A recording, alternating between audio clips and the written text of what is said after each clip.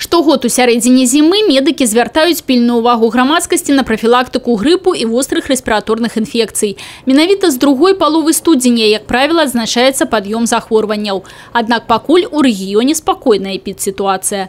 Зараз цыркулююць негрыпозныя рэспіраторныя вірусы і захворванні на іх знаходзяцца на неэпідэмічным узроўні. Сейчас у нас заболеваемость острыми респираторными инфекциями находится на низком уровне. Эпидемический подъем, он прогнозируется конец января, февраль, март. Но последние годы у нас подъемы были средней интенсивности. Прогнозируется, что в этом году тоже подъем будет средней интенсивности.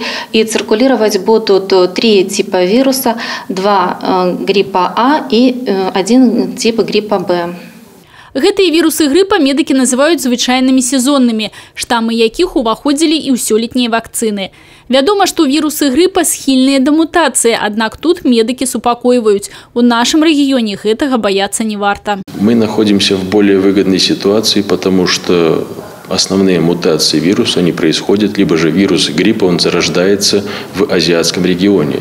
Естественно, пока доходит до нас эта волна заболеваемости, мы уже готовы к тому типу или виду вируса, который циркулирует в данный эпидсезон.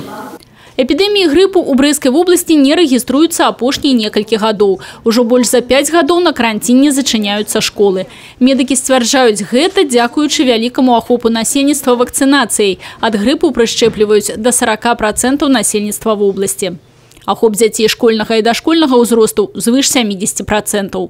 Дарэчы, зараз сярод дзіцячага насельніцтва пакуль не назіраецца і традыцыйнага пасля зімовых канікул пад'ёму захворванняў на вострые респираторные инфекции. Уровень заболеваемости даже несколько ниже, чем вот на то же время, вот на это же время, с прошлого года. Наша поликлиника вообще является учреждением, которое проводит эпидемиологический надзор за острыми респираторными инфекциями и гриппом. Каждую неделю мы у нескольких детей с симптомами, похожими на грипп, берем мазочки из носоглотки. В этом году, то есть еще ни одной находки именно вируса гриппа не было. Однако, конечно, это не означает, что грипп до нас не прыйдзе наогул. Таму профилактировать яго неабходна, асабліва тым, хто не вакцынаваўся.